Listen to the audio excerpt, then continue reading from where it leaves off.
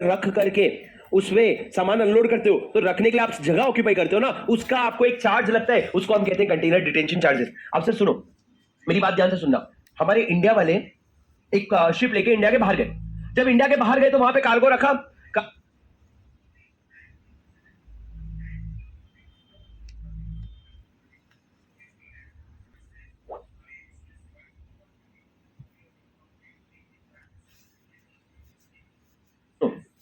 मेरी बात ध्यान से सुनना। हमारे इंडिया वाले एक शिप लेके इंडिया के बाहर गए। जब इंडिया के बाहर गए तो वहां पे कार्गो रखा, कार्गो को अनलोड किया, तो उनको जो कंटेनर है वो एक जगह रखने के लिए कंटेनर डिटेंशन चार्जेस पे करना पड़ा। अब सर मान लो मार्केट स्टैंडर्ड ये है कि 1 घंटे का 1,000 रुपए लगेगा। ये कौन बोल रखा है? ये डीजीएस बोल रखा है कि 1 घंटे का 1,000 रुपए लगेगा। पर अगर तुम बोल रहे हो 1 घंटे का मैं 10,000 रुपए देगा, मतलब तुम एक लिमिट से ज्यादा का कंटेनर डिटेंशन चार्जेस दे रहे हो, तो लॉ कहता है भैया तू अगर लिमिट से ऊपर दे रहा है तेरे को क्या करना पड़ेगा? अप्रूवल लेना पड़ेगा। किसका? Ministry of surface transport. Ministry of surface का वापस से अप्रूवल लेना पड़ेगा। सर ऊपर 2 जगह आपने लिया था। पहला point number 3 freight, point number 4 CIF. अब आगे आप लोगों का पॉइंट नंबर 7 जहां पे आ रहा है container detention charges, again related to transport. मेरी बात सुनोगे क्या? सर यहां पे ना मिनिस्ट्री बैठा हुआ है। कौन? यहाँ पे डीजीएस बैठा हुआ है। कौन? Director general of shipping. इसने क्या कहा? सुन भाई, कंटेनर डिटेंशन चार्जेस भरेगा ना, घंटे का 1,000 रुपए से ज्यादा मत देना। अगर तू ज्यादा देना चाहता है तो तू क्या करना, तू जाके मिनिस्ट्री ऑफ सर्विस का अप्रूवल लेना और अप्रूवल लेकर के ही उसको पेमेंट करना, उसके बिना पेमेंट मत करना। अरे समझ रहे हो क्या? Not at all exam important from exam point of view. क्यों पता है? क्योंकि इन्होंने डीजीएस का प्रेस्क्राइब्ड अमाउंट लिख दिया। अब कोई स्पेसिफिक अमाउंट लिखा होता तो समझ भी आता है। इन्होंने क्या बोल दिया? डीजीएस जो प्रेस्क्राइब करेगा हमारे लिए रेलेवेंट नहीं है। सर नेक्स्ट पॉइंट को लिखो सुपर इंपॉर्टेंट, सुपर से भी ऊपर इंपॉर्टेंट। ध्यान से सुनो sir, remittance of what? Remittance of, sir इधर देखो ना, होए hero hero hero. Sir Mumbai Indians में फॉरेन प्लेयर कौन अच्छा लगता है आपको? उसके अलावा जाने दो। आरसीबी में कोई?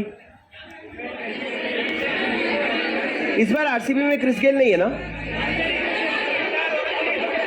पक्का हो गया ना? ठीक है, मान लो, चलो मान लो मान लो मान लो मान लो मान लो मान लो। अरे सब नाम ले क्लब से ले। सुनो मेरी बात सुनो। प्रोविजन खत्म हो ही जाएंगे, कितने नाम होंगे? कर लो, हो गया।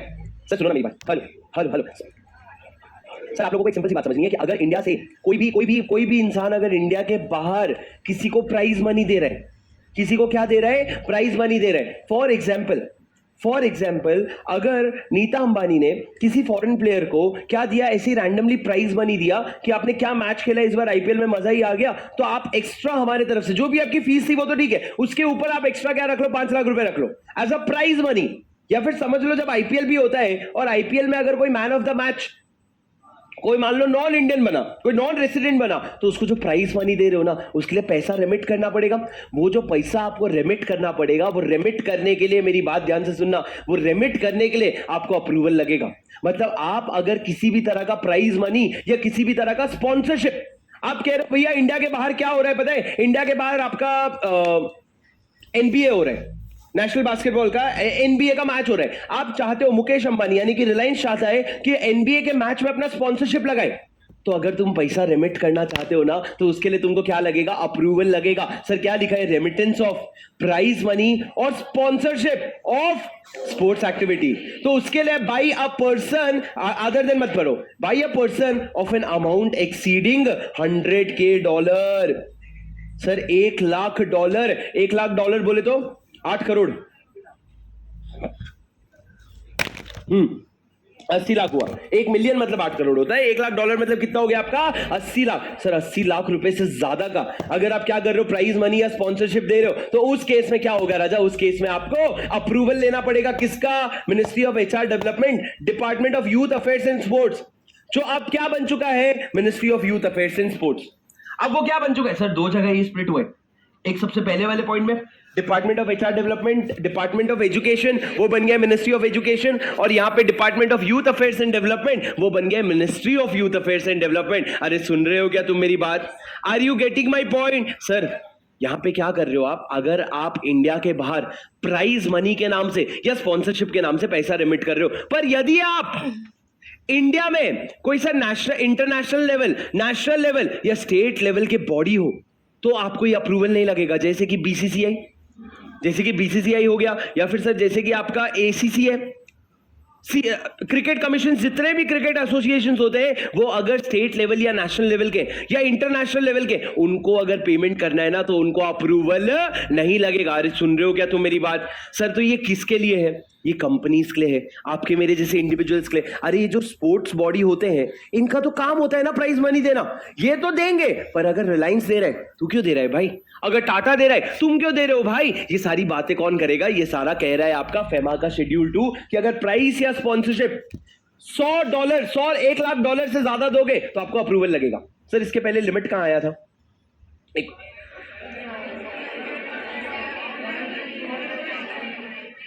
कहां आया था?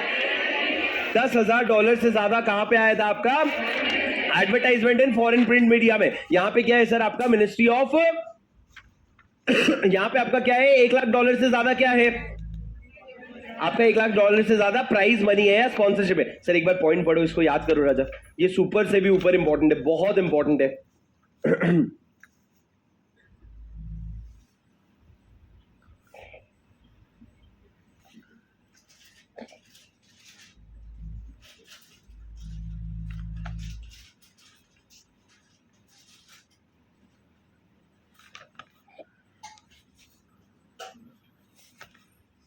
So remittance of prize money or sponsorship of a sports activity by any person other than international, national or state level body, sports body of an amount exceeding $100K shall require approval of Ministry of HR Development, Department of Youth Affairs and Sports. अरे समझे क्या? Sir आगे चलो, last में क्या लिखा है? Remittance of members of P&I club.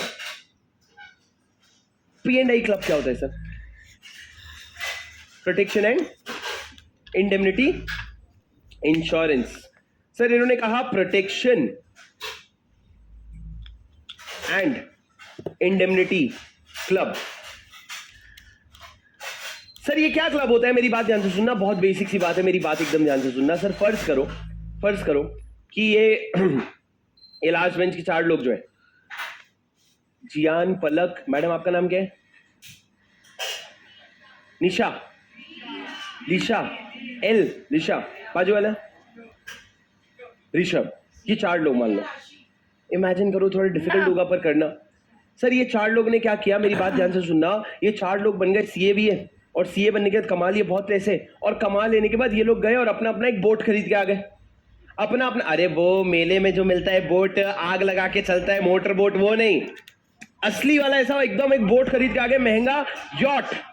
हाँ, तुमको ढंग से लीन नहीं बोला जाता है, तुमसे याचट के जगह यॉट निकल जाता है। हाँ वो सही है भैया, महंगे शौक पालते हैं अपन। ठीक है मेरी बात सुनो, ध्यान से सुनो प्लीज। हेलो सर, चारों जाकर के क्या खरीद के आ गए? बोट खरीद के आए। बोट भाई, बोट।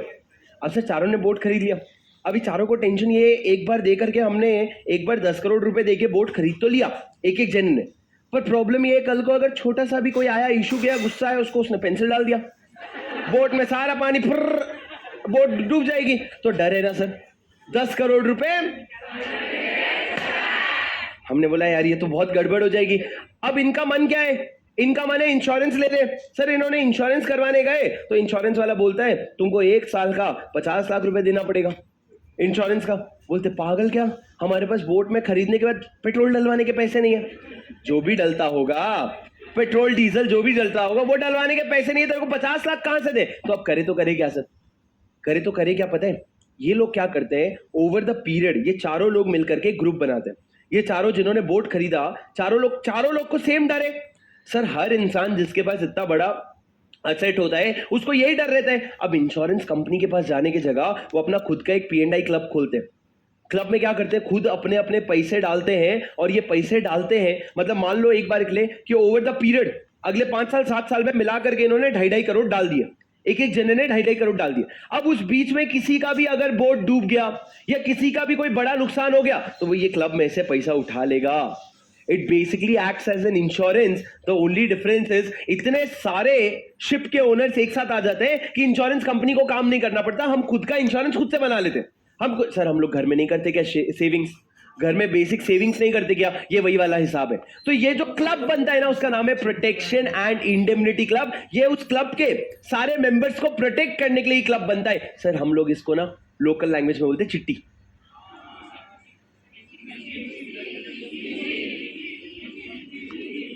बीसी या मराठी में chit chit chit chit chit, English बात करते हैं चिट फंड। सर उसमें क्या होता है, सारे लोग छोटा छोटा अमाउंट का चिट्ठी डालते हैं और जिसको जरूरत है वो लेके जाता है। पर ये यहाँ पे वो जरूरत है वाला लेके जाता है नहीं, जिसका बोट खराब हो गया, जिसका बोट डूब गया, जिसका बहुत बड़ा नुकसान हो गया, उसको वो क्लब क्या करेगा? इंडेमनीफाई। क्या करेगा? इंडेमनीफाई। इंडेमनीफाई बोले तो कॉम्पेंसेट, इंडेमनीफाई बोले तो कॉम्पेंसेट करेगा। सर ये पी&आई क्लब हो गया। अगर आप मान लो यहाँ पे मेरे पास एक बोट है और मेरे को इस क्लब का मेंबर बनना है, तो मेरे को इंडिया से पैसा रेमिट करना पड़ेगा। लॉ कहता है रेमिटेंस ऑफ मेंबरशिप ऑफ पी&आई क्लब, आपको मिनिस्ट्री ऑफ फाइनेंस का अप्रूवल लेना पड़ेगा, इंश्योरेंस डिवीजन का। कि तू इंडिया वाले मिनिस्ट्री के पास जरा जाना, ये बोलना कि भाई मैं बाहर पी&आई क्लब का इंश्योरेंस लेने जा रहा हूं। पूछेगा क्यों भाई, तेरे को इंडिया इंश्योरेंस में क्या प्रॉब्लम है? इंडिया में हम तेरे को इंश्योरेंस करके देते हैं ना, पर तेरे को जाके किसको इन्फॉर्म करना पड़ेगा? मिनिस्ट्री ऑफ फाइनेंस के इंश्योरेंस डिवीजन को। सर आप क्यों समझ रहे हो? क्योंकि पी&आई क्लब क्या होता है? Protection and indemnity club. और आप क्या बनना चाह रहे हो? उसके मेंबर। तो आपको क्या करना पड़ेगा? आपको अप्रूवल लेना पड़ेगा। सुन रहा है क्या तू? अरे हाँ कि नहीं? यस और नो? पढ़ो सर, लास्ट पॉइंट क्या लिखा है?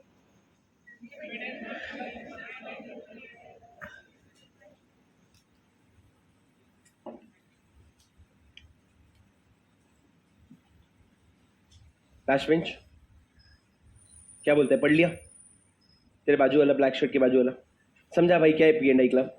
खड़े हो जा। मैं आपको ना 10 ऐसे लोग आइडेंटिफाई करके दिखाता हूं जो लोग नहीं बता पाएंगे क्या है पी&आई क्लब।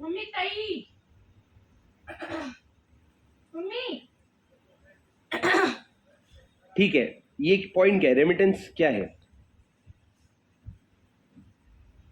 अभी पढ़ेगा तू?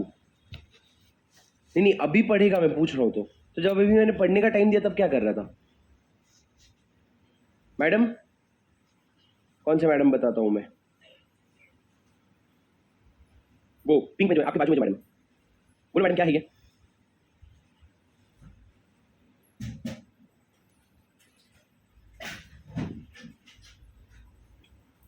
छान थालो या आप बताइए madam. Maroon T shirt, maroon shirt के बाजू में हाँ। निशांती नाही ते चंदी मार्केट में वाडी होतं चंदी मार्केट मध्ये तो कपड़ा वाटणार ना आपका हो गया। फिर बाजू में जो क्या ये? खड़े हो जाओ, जोर से बोल, बोल। हाँ, अब्रॉड ट्रांसपोर्ट करना, ये लिख के आएगा एग्जाम में। एक बात याद रखना भाई, आज सुन लो, ओए जो लोग क्लास में ध्यान नहीं दे रहे हो, एक बात सुन लो ध्यान से। रिजल्ट आने वाला है 10%। इस क्लास में बैठा है 1000 बच्चा, 900 बच्चा फेल होगा। 900 बच्चा फेल होगा। कुछ नहीं भी करोगे ना, 900 बच्चा फेल होगा। प्रेस्टीज पॉइंट है 3000 बच्चे, 2700 बच्चे फेल होंगे। तुम लोगों को ये समझना पड़ेगा तुम में ताकत है क्या पास होने की। बहुत लोगों में मेरे को आंखों में दिखता है नहीं है, और ये तो मजाक है ये कि ये सिर्फ इंटर है। ये जो 300 बच्चे पास होंगे ना, उसमें से जाके 30 बच्चा सीए बनेगा। मतलब आज की क्लास में जो 1000 बच्चे हैं उसमें से मात्र 30 बच्चा सीए बनेगा, बाकी बच्चा 15,000, 18,000, 25,000 की नौकरी करेगा। किसके पास? वही जो सीए बन गया 30 बच्चा। तुम लोग इतने बेवकूफ हो, इतने बेवकूफ हो, इतने अव्वल नंबर के बेवकूफ हो कि मैं तुमको बोल रहा हूं बार बार, इतना इंपॉर्टेंट है, इतना इंपॉर्टेंट है, एक एक पॉइंट में घुस घुस के फालतू समझा रहा हूं, तुमको सुनना नहीं है। You don't even care to listen. What the hell, I mean seriously, तुमको समझ नहीं आ रहा है कंपनी साइड पर फेमा में पढ़ाने का अप्रोच कितना स्लो, कितना इंपॉर्टेंट, कितना डेप्थ में घुस के पढ़ रहे हैं। तुमको समझ नहीं आ रहा है 12 मार्क्स का वैल्यू। अबे दुनिया का हर बच्चा कंपनी साइड पढ़ के जाता है, हर बच्चा। कोई ऐसा बच्चा नहीं होगा जिसको कंपनी साइड ही पढ़ के जाते हैं। फेल हो जाओगे ना, खुद तो डूबोगे, अपने पूरे परिवार को लेकर डूबोगे। समझा रहा हूं, हंस रहे हैं, यौन कर रहे हैं, बात कर रहे हैं, कुछ भी कर रहे हो भैया। कोई दोबारा बैठ के ना कभी पेशेंस नहीं आने वाला रेगुलर लेक्चर देखने के। ऑनलाइन वाले बच्चों की क्या अच्छी बात है पता है? रिकॉर्डेड देखते हैं ना, कम से कम नहीं समझे तो पॉज करके ब्रेक लेके आते, फिर देखते। मतलब हर चीज सुनते हैं। तुम्हारा बैठ के खो जाते हो, पढ़ा तो पढ़ा, नहीं पढ़ा तो नहीं पढ़ा। चला जाएगा ना बेटा, लॉ का पेपर डूबेगा ना, कॉम्प्लीमेंट्री टैक्स डूबेगा, ये तुम लिखवा लो। 5 बजे एग्जाम से आओगे ना, 9 बजे तक दिमाग चालू नहीं होगा, उतने में डीडी आधे बच्चों का आधा खत्म हो जाएगा पढ़ के। फिर रोते रहना, अरे मेरा सिलेबस क्यों नहीं खत्म हुआ, अरे इंटर बहुत डिफिकल्ट है। तुम बेवकूफ हो भाई, इतना चिल्ला। मैं भी ना, मेरे को ऑनलाइन पढ़ना चाहिए पता है। उधर फोकस करो, आराम से बोलो ना, किसी को बुलाओ ना किसी को उठाओ, बाहर जाओ। कितना स्पून फीडिंग मांगते हो यार तुम लोग। ऑनलाइन वाला बच्चा ना ऐसा होता है, कभी कभी 8 महीने तक वो मैसेज भी नहीं करता है, चुपचाप लेक्चर लेता है, रिकॉर्डेड देखता है, टेस्ट लिखता है, चेक करता है, इवैल्यूएट करता है, आगे बढ़ता है, सीधा रिजल्ट वाले दिन आता है, thank you sir because of you we got exemption. तुम साले रोज सर ये ना वो पढ़ाई नहीं होती तुमसे, इडियट्स। अरे मैं कल से शेड्यूल 1 2 पढ़ा रहा हूं, ये जो पढ़ रहे हैं ना, ये फाइनल में 1 घंटे का सिलेबस है पूरा तुम्हारा, जितना पढ़ रहे हो तुम 10 5 दिन में, क्या समझोगे तुम लोग? Useless people. कल शेड्यूल 1 पढ़ाने के बाद रिवाइज करवा, उसमें भी मैं देखा बच्चा बैठा हुआ है, तुमको बीच में क्लास छोड़ देनी है, मर्जी होती है तो क्लास आते हो, नहीं होती तो नहीं आते हो, बाद में आके पूछते हो बैकलॉग में, मैं ठेका ले रहा हूं तुम्हारे बैकलॉग का। सर मेरा फ्लो टूट गया बे, हम टीचर्स के इंसान नहीं, हमारा फ्लो नहीं टूटता है। पिछले 3.5 महीने से कौन सा टीचर बंक मारे क्लास बताओ, हम भी तो बंक मार सकते हैं ना।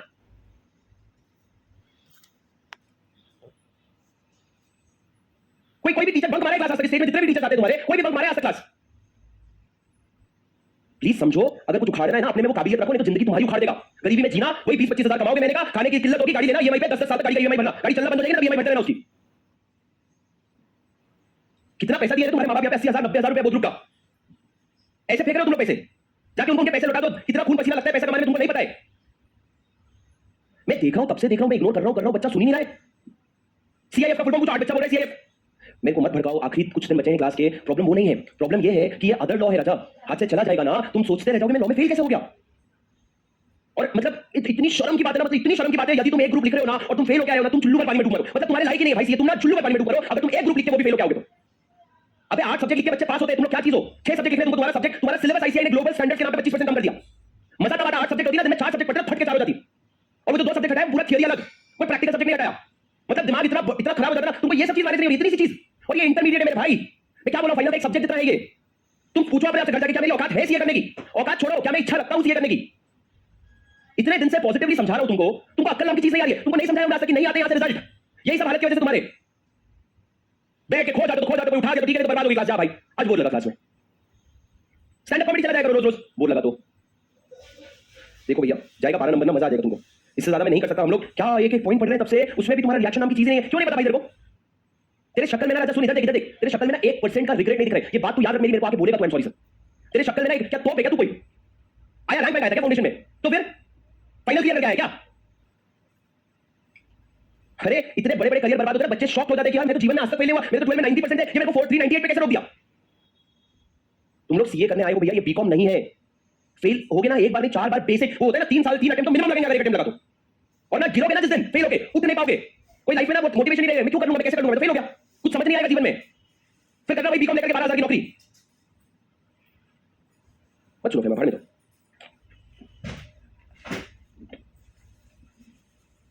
एक बार ग्रुप 1 खत्म हो जाएगा ना, हाथ नहीं लगा पाओगे ग्रुप 1 को, और उसके बाद जब ग्रुप 2 के बाद खोलोगे ना, क्लास की कुछ बातें याद आ गई तो ठीक है, नहीं याद आई ना, ऐसे भी बच्चे मिलेंगे जो जनवरी होने के बाद भी ग्रुप लिख के आएंगे और उसमें भी फेल होके आएंगे।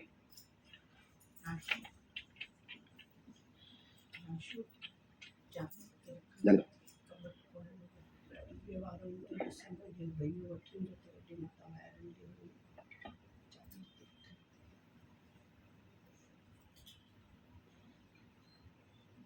देखो सर, शेड्यूल 3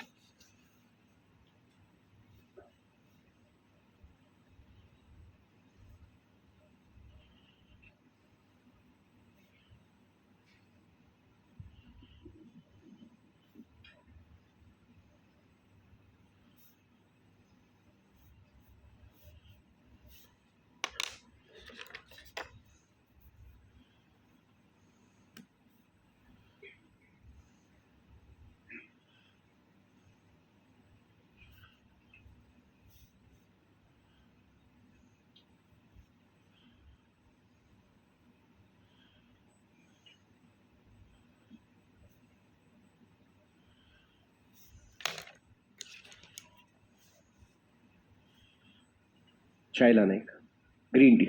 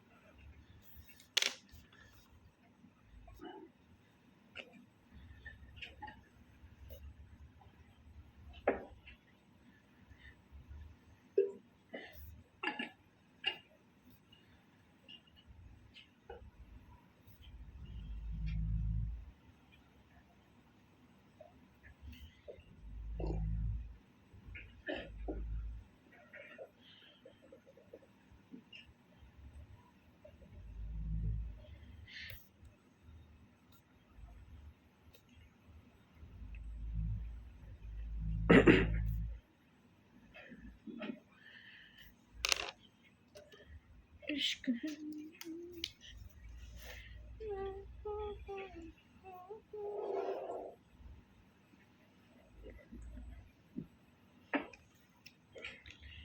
ऑलराइट सुनो, मेरी बात सुनो प्लीज। सर शेड्यूल हमने 3 पार्ट में डिवाइड किया था, शेड्यूल 1, शेड्यूल 2, शेड्यूल 3। शेड्यूल 1 क्या था? प्रोहिबिशन की, ये तुम नहीं कर सकते किसी भी हालत में। शेड्यूल 2 क्या था? शेड्यूल 2 था अप्रूवल की, देखो किसका लेना पड़ेगा अप्रूवल, सीजी का अप्रूवल लेना पड़ेगा।